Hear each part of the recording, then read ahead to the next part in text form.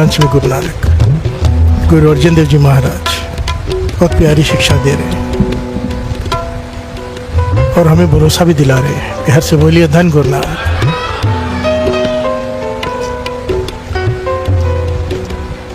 गृहस्थ में सोई निर्वाण, गृहस्थी में रहकर भी, इस संसार में रहकर भी वो निर्लेप है। जैसे कमल का फूल कीचड़ में रह के निर्लेप है, कीचड़ उसका कुछ बिगाड़ नहीं पाता। प्यार से बोलिए धन गुरु नानक। गृहस्थी, ये गृहस्थ धर्म जिसमें हम हैं, गृहस्थ आश्रम जिसे कहते हैं। एक होता है सब कुछ छोड़ छाड़ के जंगलों में चले जाना, नाम जपने, प्रभु को पाने। एक होता है गृहस्थ आश्रम, कोई मौन धारण कर लेता है, कोई खाना बंद कर देता है, कोई बात करनी मिलना बंद कर देता है, उदास होकर कोई शमशान घाट में मड़ियों मसानों में बैठ के समाधि लगाते हैं कि मन उदास हो जाए। प्यार से बोलिए धन गुरु नानक। गुरु अर्जन देव जी महाराज यहाँ पे समझा रहे हैं कि इनमें से कुछ भी करने की ज़रूरत नहीं है, बड़ा सिंपल सा मार्ग है गृहस्थ का। प्यार से बोलिए धन गुरु नानक। बस इसमें जो निर्वाण रह गया इस संसार के कीचड़ में, गृहस्थ धर्म में रहकर भी जो कमल की तरह निर्लेप रह गया वो पालेगा प्रभु को। प्यार से बोलिए धन गुरु नानक। और आगे इतनी आसान भाषा में समझाया कि क्या कर तू, बस गृहस्थ में सोई निर्वाण, वो निर्लेप रहेगा जो गृहस्थी में रहकर। कौन? अन्य दिन कीर्तन केवल बख्यान, बस रोज नित्य नियम से कीर्तन कर ले। प्यार से बोलिए धन गुरु नानक। धन गुरु नानक। जो रोज अमृत ले उठ के गुरु की कीर्ति करे, उस्तत करे, वो गृहस्थ में रहते हुए भी निर्वाण रहेगा, निर्लेप हो जाएगा। प्यार से बोलिए धन गुरु नानक। धन गुरु नानक। हमारे गुरुओं ने इस चीज़ के लिए सख्त मनाही की है, 10 गुरुओं ने, कि जंगल में जाके सब कुछ छोड़ छाड़ के विरक्त होने की ज़रूरत नहीं है, मन को विरक्त करने की ज़रूरत है। प्यार से बोलिए धन गुरु नानक। धन गुरु नानक। शरीर विरक्त होने से मन विरक्त नहीं हो जाता, ज़बान के चुप होने से मन चुप नहीं हो जाता, शरीर के झुकने से मन नहीं झुक जाता। और अगर शरीर ना भी झुके, मन झुक जाए, ज़बान ना भी चुप करे, मन चुप कर जाए, बात बन जाएगी। प्यार से बोलिए धन गुरु नानक। धन गुरु नानक। गुरु प्रसाद अपन आप सुझाए, तिसकी जानो तृष्णा बुझाए। जिसे स्वयं का ज्ञान हो गया गुरु की कृपा से, उसकी तृष्णा खत्म हो गई। प्यार से बोलिए धन गुरु नानक। और की चाहत खत्म हो जाती है अगर अपना ज्ञान हो जाए, जिसे आत्मज्ञान कहते हैं। प्यार से बोलिए धन गुरु नानक। साध संग हर हर जस कहते, सर्व रोगते ओ हर जन रहते। साधु की संगत में बैठकर जो नाम जपते हैं, प्यार से बोलिए धन गुरु नानक। सत्संगत में बैठकर जो नित्य नेम से नाम जपते हैं, कितनी बड़ी बात कही है, सर्व रोगते ओ हर जन रहते। प्यार से बोलिए धन गुरु नानक। धन गुरु नानक। यहाँ पर आत्मिक रोगों की बात की गई है, चाहे दुनियावी रोग भी ले ले, सर्व रोग कह दिया है। प्यार से बोलिए धन गुरु नानक।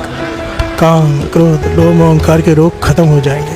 प्यार से बोलिए धन गुरु नानक। एक ऊपर जिस जन की आशा तिसकी कटिए, जिसका आसरा एक हो जमदूत हाथ नहीं लगा सकते।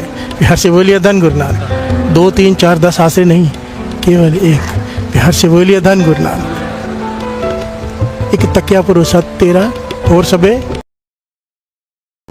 टाइयाँ टेरियाँ। रिश्ते में वो निर्लेप है जो नित्य नेम से कीर्तन सुनता है, कीर्तन करता है। प्यार से बोलिए धन गुरु नानक।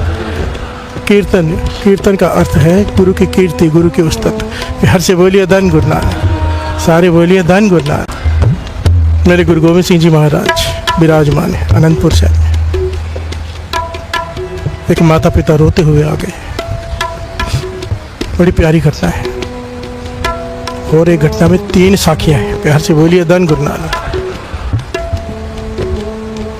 श्री गुरु गोविंद सिंह जी महाराज ने खुलकर समझा दिया एक एक डिटेल में कि गृहस्थ धर्म कैसा होना चाहिए, और अगर साधु बनना है तो कैसा होना चाहिए। प्यार से बोलिए धन गुरु नानक। चॉइस हमारी है। प्यार से बोलिए धन गुरु नानक। गुरु गोविंद सिंह जी महाराज के पास एक दंपत्ति आ गया, रोते हुए माता पिता।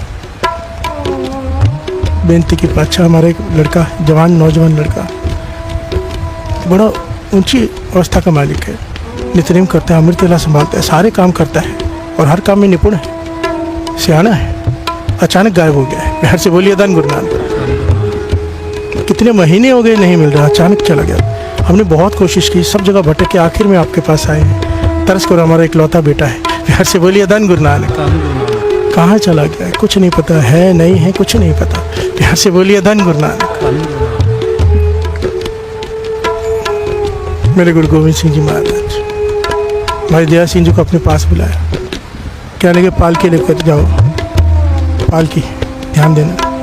तो फलानी जगह पे पहाड़ की गुफा में वो बैठा है इनका बेटा समाधि लगाकर। बिहार से बोलिए धन गुरु नानक। उसे लेकर आओ। वो नहीं आएगा, कहना हमने बुलाया है तो आ जाएगा। बिहार से बोलिए धन गुरु नानक। तो पूछा पाछा पालकी क्यों? कहने लगे उसकी शरीर में ताकत नहीं है, वो चलकर नहीं आ पाएगा, आपको पालकी में बिठा कर ही लाना पड़ेगा। बिहार से बोलिए धन गुरु नानक।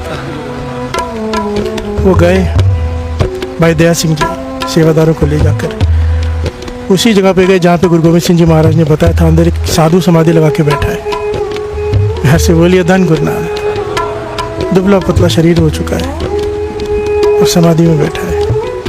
पास में जाके आवाज़ दी, उसने आंखें खोली, कहने लगे चलो हमारे साथ। उसने कहा आप कौन हो? मैं कहीं नहीं जाना चाहता, आप लोग चले जाओ। तो कहा गुरु गोविंद सिंह जी महाराज ने हुक्म दिया कि आपको लाने के लिए। तो जैसे गुरु गोविंद सिंह जी महाराज का नाम सुना, उठ खड़ा हुआ। बिहार से बोलिए धन गुरु नानक कि मेरे गुरु ने बुलाया है, चलो। तो चलने की हिम्मत नहीं, तो कहा उन्होंने पालकी भेजी, इसमें बैठो। तो पालकी में बैठ गया, उसे लाया गया अंदर दीवान में। उठा, माता पिता देखकर बहुत प्रसन्न हुए, उसे गले से लगा रहे। माता पिता बेटे को गले से लगा रहे हैं, पर बेटे का कोई मोह नहीं है। बिहार से बोलिए धन गुरु नानक। वो ऐसे लग रहा है जैसे फॉर्मेलिटी कर रहा हो। और जब हट गए तो गुरु गोविंद सिंह जी महाराज के चरणों में गिर पड़ा। बिहार से बोलिए धन गुरु नानक, धन गुरु नानक। तो गुरु गोविंद सिंह जी महाराज उसे उठा के पूछते हैं, भाई क्या कर रहा था वहाँ गुफा में बैठा? कैसे समाधि लगा रहा था, मन जोड़ने की कोशिश कर रहा था नाम जपते हुए। कहते जुड़ा मन? तो पाछा नहीं। बिहार से बोलिए धन गुरु नानक। सारे बोलिए धन गुरु नानक। कहते क्यों गया तू गुफा में? सब कुछ छोड़ छाड़ के, माता पिता को छोड़ के, अपना गृहस्थी छोड़कर तो क्यों पहाड़ों की गुफा में जाके बैठ गया बिना किसी को बताए? कह लगे पाँच एक दिन मैं कीर्तन छन कर रहा था यहीं पर आपके पास ही चरणों में।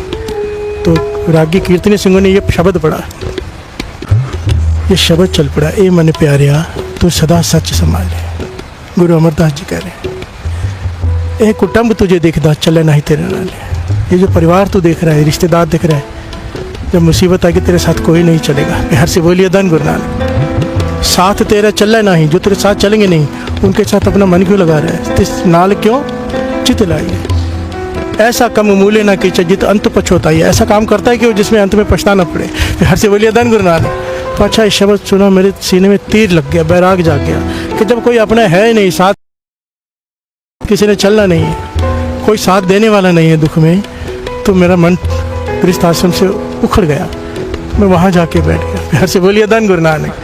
गुरु गोविंद सिंह जी महाराज कहने लगे, तूने आधा शब्द पढ़ा है। बिहार से बोलिए धन गुरु नानक। आगे की पंक्तियाँ भी तो पढ़ लेता, उसमें क्या लिखा है, क्या लिखा है श्रवण कीजिए। तो गुरु जो कह रहे हैं उस उपदेश को मान, जिसे ढूंढने गया है वो तेरे साथ में ही तो है अंदर। बिहार से बोलिए धन गुरु नानक। काहे रे बन खोजन जाई, सर्वनिवासी सदा लेपा तो है संग समाई। बिहार से बोलिए धन गुरु नानक। जैसे तू बाहर ढूंढ रहे वो तेरे भीतर है, बाहर भीतर एक को जानो। बिहार से बोलिए धन गुरु नानक। तो कहने का पाच्छा, जब सब कुछ झूठ है तो फिर गृहस्थ में क्यों रहना?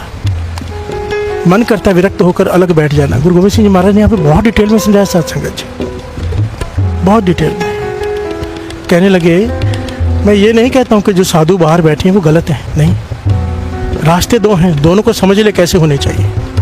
तो सब कुछ छोड़ छाड़ के बैठे हैं, उसमें और गृहस्थ में रह के नाम जपने में, दोनों में बड़ा अंतर है। बिहार से बोलिए धन गुरु नानक। बहुत अंतर है। ये जो हम प्रकरण ले रहे हैं ना, आज शायद हमें लगे हमारे काम का नहीं है, क्योंकि हमारी अभी अवस्था नहीं है छोड़ छाड़ के जाने की। और जिस रास्ते पे हम चल पड़े हैं ना सत्संग जी, विश्वास करना एक दिन आएगा मन करेगा सब छोड़ के निकल जाए। बिहार से बोलिए।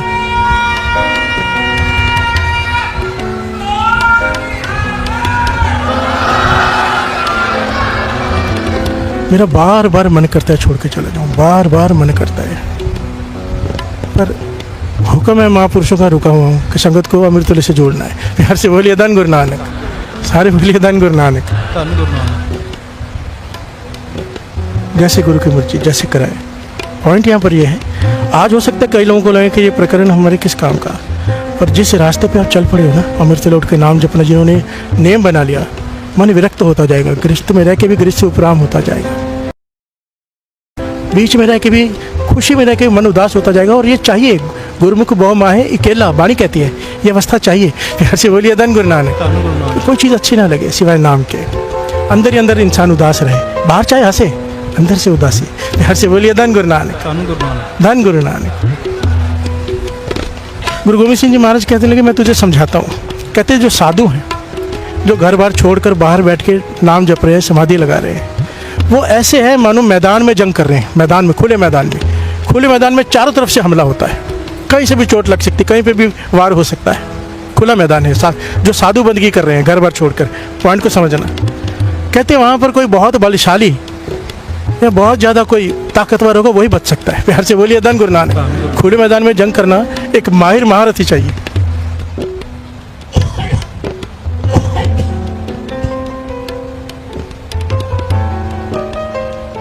धन गुरु नानक। माहिर महारथी चाहिए, कोई भाव के बहुत कमाई वाला चाहिए, जो बाहर बैठ के सब कुछ छोड़ छाड़ के नाम जपे। हर कोई नहीं कर सकता, जाएगा मार खा के आ जाएगा, जाएगा मार खा के आ जाएगा, बार बार चारों तरफ से युद्ध हो रहा है। फिर से बोलिए धन गुरु नानक। पॉइंट समझ रहे हैं? खुला मैदान, खुले मैदान में जब लड़ाई होती है तो कहीं से भी हमला हो सकता है। खुला मैदान है, जब आदमी घर बार छोड़ के बाहर जाके बैठता है तो काम, वासना, क्रोध, लोभ सब बहुत ज़्यादा जोर डालते हैं उल्टा। फिर से बोलिए धन गुरु नानक। आदमी जाता तो है नाम जपने, उल्टा हार कर मार खा के आ जाता है। फिर से बोलिए धन गुरु नानक। धन गुरु नानक। कोई विरला होता है जो उसमें पार कर जाए, ज़्यादा करके नहीं कर पाते। गुरु गोविंद सिंह जी महाराज समझा रहे हैं और कहते गृहस्थ आश्रम ऐसे है जैसे युद्ध तो चर करना ही है, चाहे मैदान में हो चाहे गृहस्थ में, पर गृहस्थ आश्रम में इस प्रकार से युद्ध है कि जैसे किले में बैठ के कोई लड़ रहा हो। अब अपने किले में बैठा है, वहाँ से वार कर रहा है पर उस पर वार हो नहीं सकता। यार से बोलिए धन गुरु नानक। वार करेगा दुश्मन पर पहुँचेगा नहीं, किला रोक लेगा। भाव गृहस्थ आश्रम में तुम्हारी गुरु ने धर्मपत्नी दी है। यार से बोलिए धन गुरु नानक। वासना जागे तो उसके लिए हमें साधन दिया है। गृहस्थ आश्रम में आदमी यहीं पे आके हारता है हर कोई। प्यार से बोलिए धन गुरु नानक। हम सबके लिए, चाहे स्त्री हो चाहे मर्द हो। गृहस्थ आश्रम में हम किले में बैठे हैं, इसलिए तो कहा है, कितने क्लियर कह दिया है, एक का नारी जति पर नारी ती पे अन बखाने। जिस इंसान की एक नारी है और जिस स्त्री का एक पति पर ध्यान है, अपने पति पर, दूसरे पे नहीं, पतिव्रता है, और पति का सिर्फ पत्नी के अलावा दूसरे किसी स्त्री पे ध्यान नहीं है, वो जति गिना गया है वाणी में। गृहस्थ में रहकर भी जतियों का खिताब मिलता है उसे। बिहार से बोलिए धन गुरु नानक। धन गुरु नानक। एक युद्ध है मैदान में, एक युद्ध है किले में। बिहार से बोलिए धन गुरु नानक। कहते वो कहने लगा, इसका नाम आया अनंत सिंह, इस लड़के का नाम अनंत सिंह। कहने लगा पाचा और थोड़ा विस्तार से बताइए। तब गुरु गोविंद सिंह जी महाराज ने एक साखी सुनाई बड़ी प्यारी। बिहार से बोलिए धन गुरु नानक।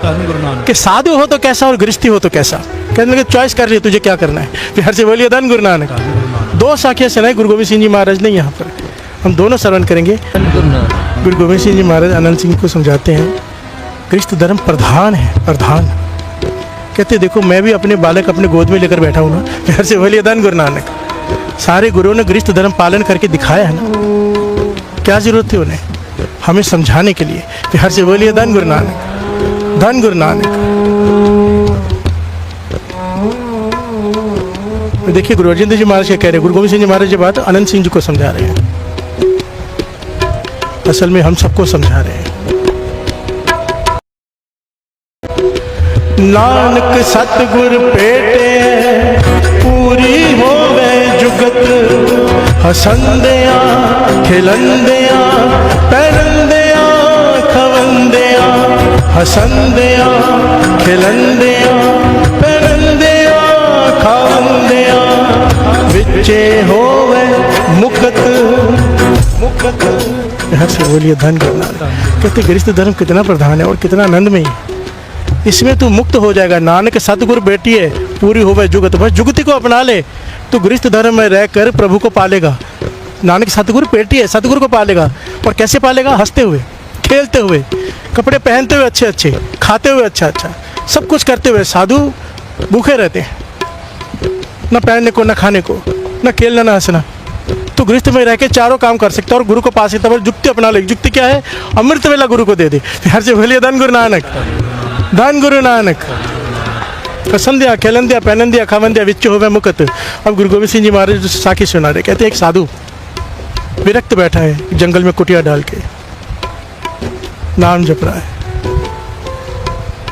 हर 2-3 दिनों बाद उसे भूख लगती है। हर से बोलिए धन गुरु नानक। मन को जीता हुआ है। 2-3 दिनों बाद उसे भूख लगती है। जब भूख लगती है बहुत तीव्र, तब शहर में चला जाता है, कस्बे में चला जाता है, हजारों की भीड़ है। तो ये भी खड़ा हो गया कि मुझे भी मिल जाएगा। हर से बोलिए धन गुरु नानक। और सुबह से लेके शाम हो गई, गुरु गोविंद सिंह जी महाराज सुना रहे, सुबह से लेके शाम हो गई, ये साधु खड़ा है एक तरफ और किसी ने पानी भी नहीं पूछा। हर से बोलिए धन गुरु नानक। भूख लगी है, सुबह से शाम हो गई, सब भोजन खा रहे हैं, सबको बुलाया जा रहा है, बिठाया जा रहा है। इस साधु की तरफ किसी ने देखा भी नहीं, ध्यान ही नहीं दिया। हर से बोलिए धन गुरु नानक। और ये साधु चुपचाप शाम को वापस चला गया अपनी कुटिया में और समाधि लगा के बैठ गया। हर से बोलिए धन गुरु नानक। सारे बोलिए धन गुरु नानक।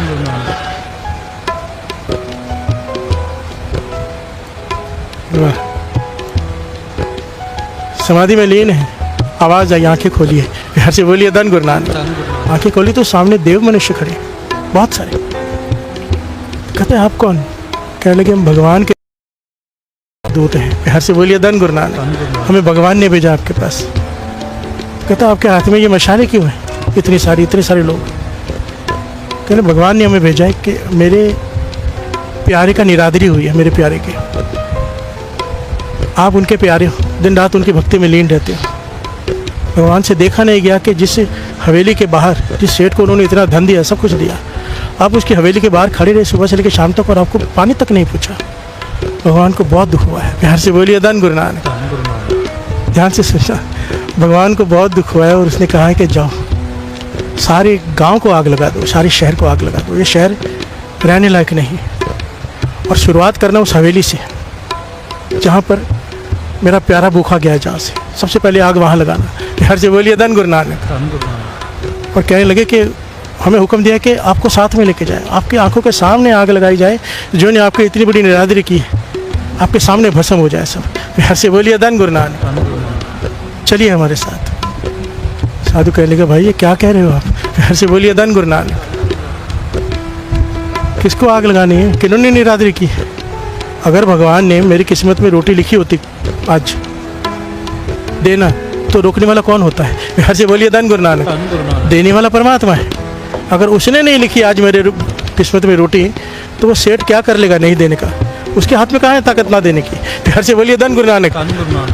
गलती भगवान की है, उसकी है जो उसने मेरे नहीं लिखा, और मैं सजा दूँ सेठ को, बेचारे को। हर से बोलिए धन गुरु नानक। सारे शहर को फूंक दो? नहीं, परमात्मा से जाके कहो भाई आपकी गलती है या आपका कोई इम्तिहान है, आप जानो, मैं नहीं जानता। पर ऐसे मेरी वजह से इतने लोगों को दुख ये मैं देख नहीं पाऊंगा। मेरी बेनती है आप लोग वापस चले जाइए। हर से बोलिए धन गुरु नानक। देव लोगों ने बहुत कहा कि चलो हमारे साथ, पर ये नहीं गए। कहने के भगवान से कह दो, और मैं तुम्हें भी हुक्म दे रहा हूँ कि चले जाओ वापस। परमात्मा से जाके कोई रोटी तू देता है, सेठ नहीं। हर से बोलिए धन गुरु नानक।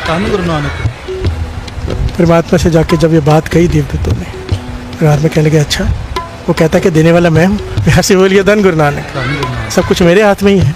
परमात्मा इम्तिहान ही तो ले रहा था उसका। हर से बोलिए धन गुरु नानक। इम्तिहान वो नहीं था, इम्तिहान ये था कि साधु खड़ा कहाँ पे, किसी ने उसकी निरादरी की तो अब जाके उसको क्या सजा देगा? हर से बोलिए धन गुरु नानक। तो भगवान उस वक्त प्रकट हुए, वो आंखें बंद करके बैठा। कहने लगे अब आंखें बंद मत कर, आज के बाद तुझे आंखें बंद करके मुझे अंदर देखने की जरूरत नहीं है, तू जहाँ दिखेगा मैं ही दिखाई दूंगा। हर से बोलिए धन गुरु नानक। तेरी अवस्था पा ली है तूने, तेरे अंदर से बैर विरोध खत्म हो गया है। साधु हो तो ऐसा हो। हर से बोलिए धन गुरु नानक। धन गुरु नानक। गुरु गोविंद सिंह जी महाराज कहने के साधु बनना तो ऐसा बनना कि सब कुछ सह जाना। हर से बोलिए धन गुरु नानक।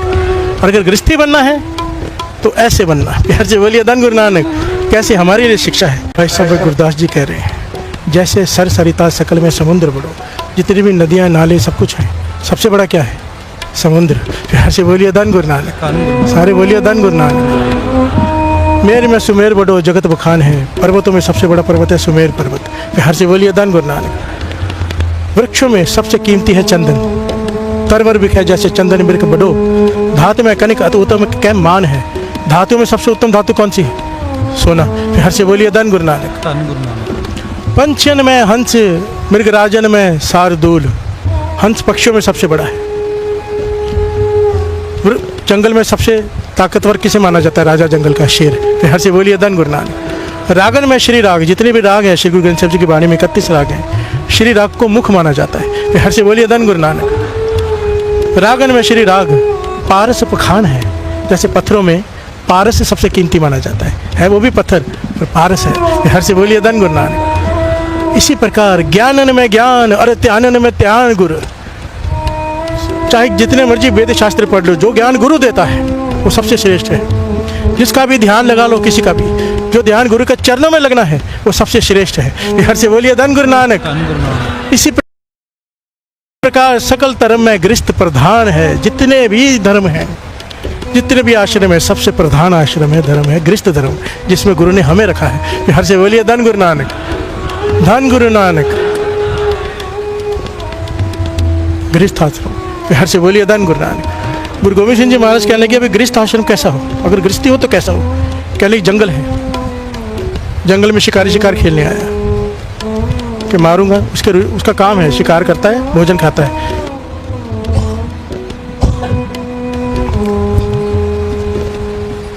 बरसात हो गई, काले घने बादल, रास्ता भटक गया, शिकार तो कोई मिला नहीं। सुबह से रात हो गई, भूखा भटक रहा है। भटक भटक पर थक कर ऐसी हालत हो गई कि अब लगता है कि जैसे प्राण निकल जाएंगे। भीग भी गया है बुरी तरह से और अब चलने की ताकत नहीं, और उसे लग रहा है कि शायद मैं सुबह तक बचूंगा ही नहीं इतनी ठंड में। प्यार से बोलिए धन गुरु नानक। वो एक पेड़ के नीचे आके बैठ गया और कांप रहा है बहुत बुरी तरह से। लकड़ियाँ इकट्ठी करने की कोशिश की कि आग जला लो, पर लकड़ियाँ गीली, आग कैसे जले? प्यार से बोलिए धन गुरु नानक। और अगर सूखी कुछ मिली भी कहीं कहीं से तो आग नहीं जलाने के लिए। प्यार से बोलिए धन गुरु नानक। ये चीज़ ऊपर एक जोड़ा बैठा है टहनी के ऊपर, उसी पेड़ में घोंसला बना के एक कबूतर और एक कबूतरी रहती है। प्यार से बोलिए धन गुरु नानक। ये घटना गुरु गोविंद सिंह जी महाराज सुना रहे हैं कि गृहस्थ हो तो कैसा हो। कबूतर कबूतरी ये सारा दृश्य देख रहे हैं, सब कुछ समझ रहे हैं और एक दूसरे से बात करते हैं कि ये हमारे घर आया अतिथि है। प्यार से बोलिए धन गुरु नानक।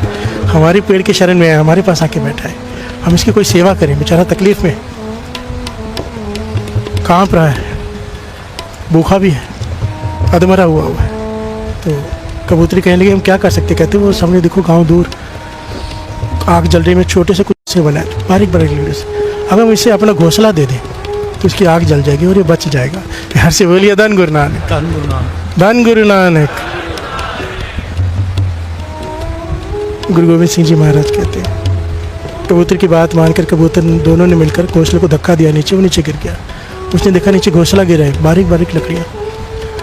उसने वो चिंगारी दिखाई, तुरंत आग जल गई। प्यार से बोलिए धन गुरु नानक। वो खुश हो गया, उसने बड़ी बड़ी लकड़ियाँ बीच में डाल दी, आग बहुत ज़्यादा बढ़ गई। उसे गर्मी मिलने लगी, वो शांत हो गया, प्रसन्न हो गया। प्यार से बोलिए धन गुरु नानक। अब कबूतर कबूतरी से कहते हैं हमने इसका एक दुख तो दूर कर दिया, आग जला दी, गर्मी मिल गई, अब इसकी भूख लगी, उसका क्या करें? प्यार से बोलिए धन गुरु नानक। हमारे घर में आए वो अतिथि है, हमारा फ़र्ज़ है जो हम सो के उसे खिलाएं। कबूतर कहती है हमारे पास क्या, हम क्या खिला सकते हैं? तो कबूतर उसे कहता है एक काम करता हूँ, देखो ये मांसाहारी है, जंगल में शिकार करने आया था, शिकारी है। तू अगर मुझे आज्ञा दे, तो मुझे अगर कहे तो मैं अपने आप को इस आग में गिरा देता हूँ, ये मुझे भून कर खा जाएगा। प्यार से बोलिए धन गुरु नानक। सारे बोलिए धन गुरु नानक। गुरु गोविंद सिंह जी महाराज समझा रहे गृहस्थी हो तो कैसा हो और हम कैसे हो चुके हैं। प्यार से बोलिए धन गुरु नानक। कबूतरी कहती नहीं, आप नहीं रहोगे तो मेरा जीने का क्या फ़ायदा, मैं चली जाती हूँ, आप रहो। दोनों आपस में लड़ने लगे, नहीं मैं जाऊँगा आग में गिरूँगी, वो कहती मैं गिरूँगा आग में। लड़ते लड़ते दोनों आग में गिर पड़े। प्यार से बोलिए धन गुरु नानक। शिकारी ने जब देखा दोनों गिरे आग में, समझ तो गया कि क्या हो रहा है। पहले आग आई, फिर घोंसला गिरा, फिर अपने आप को दोनों कुर्बान कर रहे हैं मेरे भोजन के लिए। फिर हर से बोलिए धन गुरु नानक। शिकारी की आंखों में आंसू आ गए और वो मरते मरते भी गुरु गोविंद सिंह जी महाराज कहते हैं, उसे देख रहे हैं कि हमें खा के उसका पेट भर जाएगा, इससे प्रसन्न हो रहे हैं। फिर हर से बोलिए धन गुरु नानक। आग में गिर के भी प्रसन्न हो रहे हैं। शिकारी ने उन्हें खाया, इसीलिए खाया कि उन्होंने कुर्बानी दी अपनी इसके लिए। हर से बोलिए धन गुरु नानक। गुरु गोविंद सिंह जी महाराज कहते हैं, आगे की घटना भी बताइए, बहुत लंबी है ये घटना, कि आगे जाके दोनों राजा रानी बने। परमात्मा ने पूछा, क्या आपने अपने अतिथि के लिए, सत्कार के लिए अपने आप को बलिदान कर दिया? दोनों को, एक को राजा का जन्म, उसको दूसरे को रानी बना के जन्म दिया। फिर हर से बोलिए धन गुरु नानक। बात यहाँ पर ये आगे की घटना है, पर यहाँ पे बात ये है, गुरु गोविंद सिंह जी महाराज कहने की, गृहस्थी हो तो ऐसा, कोई दरवाजे पे भूखा आ जाए वापस ना जाए। फिर हर से बोलिए धन गुरु नानक। गृहस्थ का धर्म है ये, गृहस्थ को दिया है सब कुछ परमात्मा ने, उनके लिए, जिनके पास नहीं है उनकी सेवा करने के लिए। हर से बोलिए धन गुरु नानक। अगर गृहस्थ आश्रम है कि सब कुछ होते हुए घर से कोई खाली चला जाए, कोई भूखा चला जाए, कोई किसी तरह से चला जाए, तो गुरु गोविंद सिंह जी महाराज कहते हैं उसका गृहस्थ आश्रम प्रवान नहीं है। हर से बोलिए धन गुरु नानक। धन गुरु नानक, ये सबसे बेसिक चीज़ है।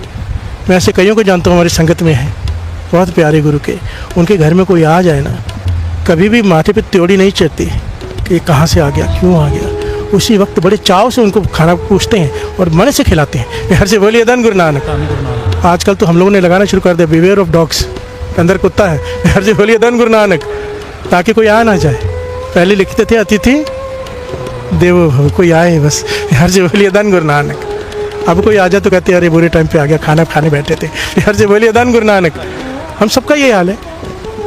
पर गृहस्थ धर्म में जब कोई आए, देखो ना, गुरु गोविंद सिंह जी महाराज समझा रहे हैं, कोई आम आदमी नहीं। फिर से बोलिए धन गुरु नानक। गुरु अंगद देव जी महाराज के पास भाई जगह आ गया था, ये बहुत टाइम हो गया इसलिए 10 शॉर्ट में ले रहा है। भाई जगह आया था,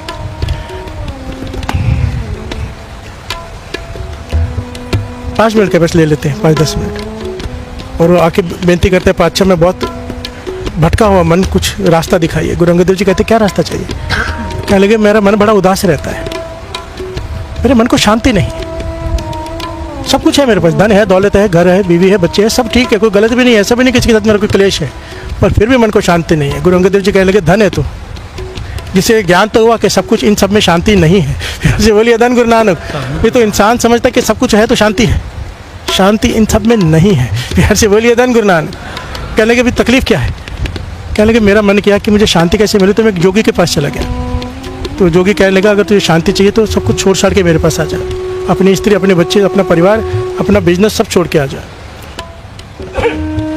तो मैंने इससे पूछा कि एक शर्त है, मैं पूरी करके आ जाता हूँ जो आप कह रहे हो, फिर शांति मिल जाएगी? कहने लगे नहीं, इतना आसान थोड़ा है। उसके बाद 1 साल तक मैं तेरे हाथ में भिक्षा पात्र दूंगा, तो भिक्षा मांग कर खाएगा। कहने उसके बाद शांति मिल जाएगी? कहने लगे नहीं, उसके बाद फिर दूसरे कार्य हैं। फिर हर से बोलिए धन गुरु नानक। तो कहने लगा क्या गारंटी की शांति मिल जाएगी? कहते गारंटी नहीं है, कोशिश कर सकता है। तो फिर हर से बोलिए धन गुरु नानक। धन गुरु नानक। कहने लगे पातशाह ना मेरी अवस्था कि मैं अपना परिवार छोड़ सकता हूँ, इतनी ऊंची अवस्था भी नहीं है, इतना भी बैराग नहीं जागा है मुझे, पर मन को शांति चाहिए। तो गुरु अंगद देव जी कहने लगे एक बात समझ, अगर उस साधु ने तुझे ये बात भी कही थी ना, अंतर्जामी, उस जोगी ने तुझे कहा था ना कि अगर सारा संसार जोगी बन जाए तो शांति हो जाए सारे संसार में। कहने लगा उसने कहा था सारा संसार जोगी त्यागी हो जाए। तो क्या उससे पूछ, अगर सारा संसार ही त्यागी हो जाए तो भिक्षा कहाँ जाके मांगेगा? घर से बोलिए धन गुरु नानक। धन गुरु नानक। भोजन कहाँ से खाएगा अगर किसान बीजेगा नहीं, फसल कटेगी नहीं, कोई पीसेगा नहीं, कोई पकाएगा नहीं, तुझे खिलाएगा कौन? घर से बोलिए धन गुरु नानक। इसीलिए गृहस्थ धर्म सबसे ऊपर है, सबसे ऊपर। मेहनत करके खाता है, किसी के आगे हाथ नहीं फैलाता। घर से बोलिए धन गुरु नानक। धन गुरु नानक। कहते हैं मन को शांति न गृहस्थ में है न सब कुछ छोड़ छाड़ के, मन को शांति तो एक ही में है, एक ही बस। जी को नाम जपत मन चैन। ਵਾਹਿਗੁਰੂ ਜੀ ਕਾ ਖਾਲਸਾ ਸ੍ਰੀ ਵਾਹਿਗੁਰੂ ਜੀ ਕੀ ਫਤਿਹ। ਸਿੱਖ ਧਰਮ ਦੀ ਸਭ ਤੋਂ ਵੱਡੀ ਅਤੇ ਸਭ ਤੋਂ ਗਹਿਰੀ ਸਿੱਖਿਆ ਇਹ ਹੈ ਕਿ ਪਰਮਾਤਮਾ ਨੂੰ ਪ੍ਰਾਪਤ ਕਰਨ ਲਈ ਮਨੁੱਖ ਨੂੰ ਕਾਰੋਬਾਰ, ਪਰਿਵਾਰ ਜਾਂ ਸੰਸਾਰ ਛੱਡਣ ਦੀ ਲੋੜ ਨਹੀਂ। ਗੁਰੂ ਸਾਹਿਬਾਨ ਨੇ ਸਾਨੂੰ ਇਹ ਨਹੀਂ ਕਿਹਾ ਕਿ ਜੰਗਲਾਂ ਵਿੱਚ ਜਾ ਕੇ ਬੈਠ ਜਾਓ, ਭੁੱਖੇ ਰਹੋ, ਚੁੱਪ ਧਾਰ ਲਓ ਜਾਂ ਸਰੀਰ ਨੂੰ ਕਸ਼ਟ ਦੇ ਕੇ ਪਰਮਾਤਮਾ ਮਿਲ ਜਾਵੇਗਾ। ਸਗੋਂ ਗੁਰੂ ਸਾਹਿਬਾਨ ਨੇ ਸਾਨੂੰ ਸ਼ਬਦਾਂ ਵਿੱਚ ਸਮਝਾਇਆ ਕਿ ਅਸਲ ਤਿਆਗ ਮਨ ਦਾ ਹੋਣਾ ਚਾਹੀਦਾ ਹੈ, ਸਰੀਰ ਦਾ ਨਹੀਂ। ਮਨ ਜੇ ਮਾਇਆ ਤੋਂ ਉੱਪਰ ਉੱਠ ਜਾਵੇ, ਨਾਮ ਨਾਲ ਜੁੜ ਜਾਵੇ, ਤਾਂ ਮਨੁੱਖ ਗ੍ਰਹਿਸਥ ਵਿੱਚ ਰਹਿ ਕੇ ਵੀ ਨਿਰਵਾਣ ਹੋ ਸਕਦਾ ਹੈ। ਪੰਜਵੇਂ ਪਾਤਸ਼ਾਹ ਸ੍ਰੀ ਗੁਰੂ ਅਰਜਨ ਦੇਵ ਜੀ ਮਹਾਰਾਜ ਸਾਨੂੰ ਭਰੋਸਾ ਦਿਵਾਉਂਦੇ ਹਨ ਕਿ ਗ੍ਰਹਿਸਥ ਮੈਂ ਸੋਈ ਨਿਰਵਾਣ। ਇਸ ਦਾ ਅਰਥ ਹੈ ਕਿ ਗ੍ਰਹਿਸਥ ਵਿੱਚ ਰਹਿ ਕੇ ਵੀ ਮਨੁੱਖ ਮੁਕਤੀ ਦੀ ਅਵਸਥਾ ਨੂੰ ਪ੍ਰਾਪਤ ਕਰ ਸਕਦਾ ਹੈ। ਗੁਰੂ ਸਾਹਿਬ ਇਸ ਗੱਲ ਨੂੰ ਕਮਲ ਦੇ ਫੁੱਲ ਦੀ ਉਪਮਾ ਦੇ ਕੇ ਸਮਝਾਉਂਦੇ ਹਨ। ਕਮਲ ਦਾ ਫੁੱਲ ਕੀਚੜ ਵਿੱਚ ਉਗਦਾ ਹੈ, ਪਰ ਕੀਚੜ ਉਸ ਨੂੰ ਗੰਦਾ ਨਹੀਂ ਕਰ ਸਕਦਾ। ਉਸੇ ਤਰ੍ਹਾਂ ਜੋ ਮਨੁੱਖ ਸੰਸਾਰ ਵਿੱਚ ਰਹਿ ਕੇ ਵੀ ਮਨ ਨੂੰ ਨਾਮ ਨਾਲ ਜੋੜ ਲੈਂਦਾ ਹੈ, ਮਾਇਆ ਨਾਲ ਨਹੀਂ ਚਿਪਕਦਾ, ਉਹ ਨਿਰਲੇਪ ਰਹਿੰਦਾ ਹੈ। ਗੁਰੂ ਸਾਹਿਬ ਸਾਨੂੰ ਇਹ ਵੀ ਸਮਝਾਉਂਦੇ ਹਨ ਕਿ ਬਾਹਰੀ ਤਿਆਗ ਅੰਦਰਲੀ ਅਵਸਥਾ ਨੂੰ ਨਹੀਂ ਬਦਲਦਾ। ਸਰੀਰ ਨੂੰ ਜੰਗਲ ਵਿੱਚ ਲੈ ਜਾਣ ਨਾਲ ਮਨ ਆਪਣੇ ਆਪ ਸ਼ਾਂਤ ਨਹੀਂ ਹੋ ਜਾਂਦਾ। ਜ਼ੁਬਾਨ ਨੂੰ ਚੁੱਪ ਕਰਨ ਨਾਲ ਮਨ ਦੀ ਬਕਬਕ ਬੰਦ ਨਹੀਂ ਹੁੰਦੀ। ਭੁੱਖਾ ਰਹਿਣ ਨਾਲ ਤ੍ਰਿਸ਼ਨਾ ਖਤਮ ਨਹੀਂ ਹੁੰਦੀ। ਸਰੀਰ ਨੂੰ ਝੁਕਾਉਣ ਨਾਲ ਹਉਮੈ ਨਹੀਂ ਟੁੱਟਦੀ। ਪਰ ਜੇ ਮਨ ਝੁਕ ਜਾਵੇ, ਜੇ ਮਨ ਨਿਮਰ ਹੋ ਜਾਵੇ, ਜੇ ਮਨ ਨਾਮ ਵਿੱਚ ਟਿਕ ਜਾਵੇ, ਤਾਂ ਭਾਵੇਂ ਸਰੀਰ ਗ੍ਰਹਿਸਥ ਵਿੱਚ ਹੀ ਕਿਉਂ ਨਾ ਰਹੇ, ਮਨੁੱਖ ਅੰਦਰੋਂ ਮੁਕਤ ਹੋ ਜਾਂਦਾ ਹੈ। ਗੁਰੂ ਗੋਬਿੰਦ ਸਿੰਘ ਜੀ ਮਹਾਰਾਜ ਨੇ ਅਨੰਤ ਸਿੰਘ ਨੂੰ ਜੋ ਉਪਦੇਸ਼ ਦਿੱਤਾ, ਉਹ ਅਸਲ ਵਿੱਚ ਸਾਡੇ ਸਾਰਿਆਂ ਲਈ ਹੈ। ਅਨੰਤ ਸਿੰਘ ਦਾ ਮਨ ਬੈਰਾਗ ਵਿੱਚ ਆ ਕੇ ਗ੍ਰਹਿਸਥ ਛੱਡ ਕੇ ਜੰਗਲ ਦੀ ਗੁਫਾ ਵਿੱਚ ਜਾ ਬੈਠਿਆ। ਉਸ ਨੂੰ ਲੱਗਿਆ ਕਿ ਪਰਿਵਾਰ, ਰਿਸ਼ਤੇ, ਸੰਸਾਰ ਸਾਰੇ ਝੂਠੇ ਹਨ, ਇਸ ਲਈ ਇਹਨਾਂ ਨੂੰ ਛੱਡ ਕੇ ਹੀ ਪਰਮਾਤਮਾ ਮਿਲ ਸਕਦਾ ਹੈ। ਪਰ 10ਵੇਂ ਪਾਤਸ਼ਾਹ ਨੇ ਉਸ ਨੂੰ ਸਮਝਾਇਆ ਕਿ ਉਸਨੇ ਸ਼ਬਦ ਦਾ ਅੱਧਾ ਅਰਥ ਸਮਝਿਆ ਹੈ। ਪਰਮਾਤਮਾ ਨਾ ਤਾਂ ਸਿਰਫ ਜੰਗਲ ਵਿੱਚ ਹੈ, ਨਾ ਹੀ ਗੁਫਾਵਾਂ ਵਿੱਚ, ਉਹ ਤਾਂ ਮਨੁੱਖ ਦੇ ਅੰਦਰ ਹੀ ਵਸਦਾ ਹੈ। ਕਾਹੇ ਰੇ ਮਨ ਖੋਜਨ ਜਾਈ, ਸਰਬ ਨਿਵਾਸੀ ਸਦਾ ਲੇਪਾ, ਤੋਹੇ ਸੰਗ ਸਮਾਈ। ਜਿਸ ਪ੍ਰਭੂ ਨੂੰ ਤੂੰ ਬਾਹਰ ਲੱਭਣ ਗਿਆ ਹੈ, ਉਹ ਤੇਰੇ ਅੰਦਰ ਹੀ ਬੈਠਾ ਹੈ। ਗੁਰੂ ਗੋਬਿੰਦ ਸਿੰਘ ਜੀ ਮਹਾਰਾਜ ਨੇ ਬਹੁਤ ਗਹਿਰਾਈ ਨਾਲ ਸਮਝਾਇਆ ਕਿ ਸਾਧੂ ਬਣਨਾ ਹਰ ਕਿਸੇ ਦੇ ਵੱਸ ਦੀ ਗੱਲ ਨਹੀਂ। ਘਰ ਛੱਡ ਕੇ ਬਾਹਰ ਬੈਠ ਕੇ ਨਾਮ ਜਪਣਾ ਖੁੱਲੇ ਮੈਦਾਨ ਵਿੱਚ ਯੁੱਧ ਕਰਨ ਵਰਗਾ ਹੈ। ਉੱਥੇ ਕਾਮ, ਕ੍ਰੋਧ, ਲੋਭ, ਮੋਹ ਅਤੇ ਅਹੰਕਾਰ ਚਾਰੇ ਪਾਸਿਆਂ ਤੋਂ ਵਾਰ ਕਰਦੇ ਹਨ। ਉੱਥੇ ਕੇਵਲ ਉਹੀ ਮਨੁੱਖ ਟਿਕ ਸਕਦਾ ਹੈ ਜਿਸ ਦੇ ਅੰਦਰ ਬਹੁਤ ਵੱਡੀ ਆਤਮਿਕ ਕਮਾਈ ਹੋਵੇ। ਬਾਕੀ ਬਹੁਤੇ ਲੋਕ ਉੱਥੇ ਹਾਰ ਕੇ ਵਾਪਸ ਆ ਜਾਂਦੇ ਹਨ। ਇਸ ਦੇ ਉਲਟ ਗ੍ਰਹਿਸਥ ਆਸ਼ਰਮ ਕਿਲੇ ਵਿੱਚ ਬੈਠ ਕੇ ਯੁੱਧ ਕਰਨ ਵਰਗਾ ਹੈ। ਯੁੱਧ ਤਾਂ ਇੱਥੇ ਵੀ ਹੈ, ਪਰ ਸੁਰੱਖਿਆ ਵੀ ਹੈ। ਗੁਰੂ ਸਾਹਿਬ ਨੇ ਗ੍ਰਹਿਸਥ ਵਿੱਚ ਰਹਿਣ ਵਾਲੇ ਮਨੁੱਖ ਨੂੰ ਧਰਮ ਪਤਨੀ ਦਿੱਤੀ, ਪਰਿਵਾਰ ਦਿੱਤਾ, ਕਰਤੱਵ ਦਿੱਤੇ, ਤਾਂ ਜੋ ਮਨੁੱਖ ਵਾਸਨਾ ਅਤੇ ਵਿਕਾਰਾਂ ਤੋਂ ਬਚ ਕੇ ਰਹਿ ਸਕੇ। ਇਸ ਲਈ ਬਾਣੀ ਵਿੱਚ ਆਉਂਦਾ ਹੈ ਕਿ ਇੱਕ ਨਾਰੀ ਨਾਲ ਸੰਯਮ ਵਿੱਚ ਰਹਿਣ ਵਾਲਾ ਮਨੁੱਖ ਗ੍ਰਹਿਸਥ ਵਿੱਚ ਰਹਿ ਕੇ ਵੀ ਜਤੀ ਹੈ। ਸਾਧੂ ਵਾਲੀ ਸਾਖੀ ਸਾਨੂੰ ਇਹ ਸਿਖਾਉਂਦੀ ਹੈ ਕਿ ਅਸਲ ਸਾਧੂ ਉਹ ਨਹੀਂ ਜੋ ਸਿਰਫ ਜੰਗਲ ਵਿੱਚ ਬੈਠਾ ਹੈ, ਸਗੋਂ ਉਹ ਹੈ ਜਿਸ ਦੇ ਮਨ ਵਿੱਚ ਕਿਸੇ ਲਈ ਵੀ ਵੈਰ ਨਹੀਂ, ਜਿਸ ਨੇ ਨਿਰਾਦਰੀ ਨੂੰ ਵੀ ਪ੍ਰਭੂ ਦੀ ਰਜ਼ਾ ਮੰਨ ਲਿਆ, ਜਿਸ ਨੇ ਭੁੱਖ ਨੂੰ ਵੀ ਸਹਿ ਲਿਆ ਅਤੇ ਕਿਸੇ ਨੂੰ ਦੋਸ਼ ਨਹੀਂ ਦਿੱਤਾ। ਜਦੋਂ ਮਨੁੱਖ ਦੇ ਅੰਦਰੋਂ ਵੈਰ ਵਿਰੋਧ ਮੁੱਕ ਜਾਂਦਾ ਹੈ, ਤਦ ਪਰਮਾਤਮਾ ਆਪ ਪ੍ਰਗਟ ਹੋ ਜਾਂਦਾ ਹੈ। ਕਬੂਤਰ ਅਤੇ ਕਬੂਤਰੀ ਦੀ ਸਾਖੀ ਗ੍ਰਹਿਸਥ ਧਰਮ ਦੀ ਸਭ ਤੋਂ ਉੱਚੀ ਮਿਸਾਲ ਹੈ। ਆਪਣੇ ਘਰ ਆਏ ਅਤਿਥੀ ਲਈ ਆਪਣਾ ਸਭ ਕੁਝ ਕੁਰਬਾਨ ਕਰ ਦੇਣਾ, ਇੱਥੋਂ ਤੱਕ ਕਿ ਆਪਣੀ ਜਾਨ ਵੀ ਦੇ ਦੇਣਾ, ਇਹ ਗ੍ਰਹਿਸਥ ਧਰਮ ਦੀ ਚਰਮ ਅਵਸਥਾ ਹੈ। ਗੁਰੂ ਗੋਬਿੰਦ ਸਿੰਘ ਜੀ ਮਹਾਰਾਜ ਸਮਝਾਉਂਦੇ ਹਨ ਕਿ ਗ੍ਰਹਿਸਥ ਦਾ ਅਰਥ ਸਿਰਫ ਕਮਾਣਾ ਤੇ ਭੋਗਣਾ ਨਹੀਂ, ਸਗੋਂ ਸੇਵਾ ਕਰਨੀ, ਦਾਨ ਦੇਣਾ ਅਤੇ ਦੂਜਿਆਂ ਦੇ ਦੁੱਖ ਨੂੰ ਆਪਣਾ ਸਮਝਣਾ ਹੈ। ਗੁਰੂ ਅੰਗਦ ਦੇਵ ਜੀ ਮਹਾਰਾਜ ਨੇ ਵੀ ਸਪਸ਼ਟ ਕੀਤਾ ਕਿ ਮਨ ਦੀ ਸ਼ਾਂਤੀ ਨਾ ਧਨ ਵਿੱਚ ਹੈ, ਨਾ ਪਰਿਵਾਰ ਵਿੱਚ, ਨਾ ਹੀ ਤਿਆਗ ਵਿੱਚ। ਮਨ ਦੀ ਸ਼ਾਂਤੀ ਸਿਰਫ ਨਾਮ ਵਿੱਚ ਹੈ। ਜੇ ਸਾਰਾ ਸੰਸਾਰ ਤਿਆਗੀ ਹੋ ਜਾਵੇ ਤਾਂ ਖਾਣ ਵਾਲਾ ਕੌਣ ਹੋਵੇਗਾ? ਕਮਾਉਣ ਵਾਲਾ ਕੌਣ ਹੋਵੇਗਾ? ਸੇਵਾ ਕੌਣ ਕਰੇਗਾ? ਇਸ ਲਈ ਗ੍ਰਹਿਸਥ ਧਰਮ ਸਭ ਧਰਮਾਂ ਤੋਂ ਉੱਚਾ ਹੈ। ਅੰਤ ਵਿੱਚ ਇਸ ਪੂਰੀ ਕਥਾ ਦਾ ਨੈਤਿਕ ਸਾਰ ਇਹੀ ਹੈ ਕਿ ਗੁਰੂ ਸਾਹਿਬ ਸਾਨੂੰ ਸੰਤੁਲਨ ਦਾ ਰਾਹ ਦਿਖਾਉਂਦੇ ਹਨ। ਹੱਸਦੇ ਖੇਡਦੇ ਕਮਾਉਂਦੇ ਖਾਂਦੇ ਪਰਿਵਾਰ ਵਿੱਚ ਰਹਿੰਦੇ ਹੋਏ ਵੀ ਮਨੁੱਖ ਪਰਮਾਤਮਾ ਨੂੰ ਪ੍ਰਾਪਤ ਕਰ ਸਕਦਾ ਹੈ। ਸ਼ਰਤ ਸਿਰਫ ਇਹ ਹੈ ਕਿ ਮਨ ਨਾਮ ਨਾਲ ਜੁੜਿਆ ਹੋਵੇ, ਹਉਮੈ ਟੁੱਟੀ ਹੋਵੇ ਅਤੇ ਜੀਵਨ ਸੇਵਾ ਨਾਲ ਭਰਿਆ ਹੋਵੇ। ਇਹੀ ਗ੍ਰਹਿਸਥ ਧਰਮ ਦੀ ਅਸਲ ਮਹਾਨਤਾ ਹੈ ਅਤੇ ਇਹੀ ਗੁਰੂ ਸਾਹਿਬਾਨ ਦੀ ਸਭ ਤੋਂ ਵੱਡੀ ਕਿਰਪਾ ਹੈ। ਉਹ ਆਪਣੀ ਮਰਿਆਦਾ ਰੱਖਣ ਵਾਲੇ ਘਰ ਉੱਪਰ ਕਿਰਪਾ ਜ਼ਰੂਰ ਕਰਦੀ ਹੈ ਤੇ ਨਾਮ ਜਪਣ ਦਾ ਅਸਰ ਅਣਗਿਣਤ ਘਰਾਂ ਨੇ ਵੇਖਿਆ ਹੈ, ਬੇਅੰਤ ਕਾਰੋਬਾਰੀਆਂ ਨੇ ਵੇਖਿਆ ਹੈ।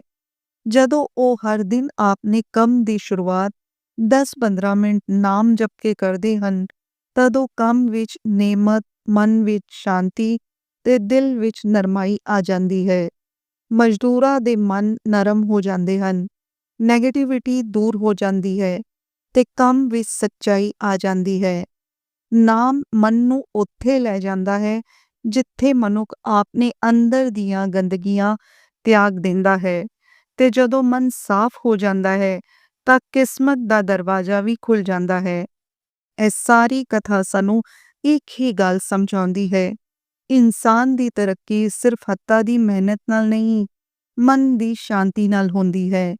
ਘਰ ਦੀ ਹਵਾ ਪਵਿੱਤਰ ਹੋਵੇ, ਮਨ ਨਾਮ ਨਾਲ ਜੁੜਿਆ ਹੋਵੇ ਤੇ ਦਿਨ ਦੀ ਸ਼ੁਰੂਆਤ ਬਾਣੀ ਨਾਲ ਹੋਵੇ, ਫਿਰ ਉਹ ਜੀਵਨ ਕਦੇ ਵੀ ਪਿੱਛੇ ਨਹੀਂ ਮੁੜਦਾ। ਵਚਨ ਨਿਭੇ ਤਾਂ ਰੱਬ ਨਿਭਾਉਂਦਾ ਹੈ, ਨਾਮ ਵਜੇ ਤਾਂ ਦੁੱਖ ਭੱਜਦੇ ਹਨ, ਬਾਣੀ ਘਰ ਵਿੱਚ ਹੋਵੇ ਤਾਂ ਕਲੇਸ਼ ਚੌਖਟ ਹੀ ਪਾਰ ਨਹੀਂ ਕਰਦਾ। ਅਖੀਰ ਵਿੱਚ ਇਸ ਘਟਨਾ ਦੀ ਸਭ ਤੋਂ ਡੂੰਘੀ ਸੀਖ ਇਹੀ ਹੈ ਕਿ ਗੁਰੂ ਦੀ ਬਾਣੀ ਉਹ ਕੁੰਜੀ ਹੈ ਜੋ ਹਰ ਤਾਲਾ ਖੋਲ੍ਹ ਦਿੰਦੀ ਹੈ, ਚਾਹੇ ਉਹ ਮਨ ਦਾ ਤਾਲਾ ਹੋਵੇ, ਘਰ ਦਾ ਹੋਵੇ, ਕਾਰੋਬਾਰ ਦਾ ਹੋਵੇ ਜਾਂ ਕਿਸਮਤ ਦਾ। ਜਿੱਥੇ ਨਾਮ ਵਸਦਾ ਹੈ ਉੱਥੇ ਰੱਬ ਵਸਦਾ ਹੈ ਤੇ ਜਿੱਥੇ ਰੱਬ ਵਸਦਾ ਹੈ ਉੱਥੇ ਨੇਮਤਾਂ ਦੀਆਂ ਤਾਰਾਂ ਕਦੇ ਮੁੱਕਦੀਆਂ ਨਹੀਂ। ਵੀਡੀਓ ਨੂੰ ਜ਼ਿਆਦਾ ਤੋਂ ਜ਼ਿਆਦਾ ਸ਼ੇਅਰ ਕਰੋ, ਕਿਸੇ ਦਾ ਅੰਮ੍ਰਿਤ ਵੇਲਾ ਬਣ ਜਾਏ, ਕੋਈ ਨਾਮ ਨਾਲ ਜੁੜ ਜਾਏ, ਕੋਈ ਗੁਰੂ ਨਾਨਕ ਨਾਲ ਜੁੜ ਜਾਏ। ਧੰਨ ਗੁਰੂ ਨਾਨਕ।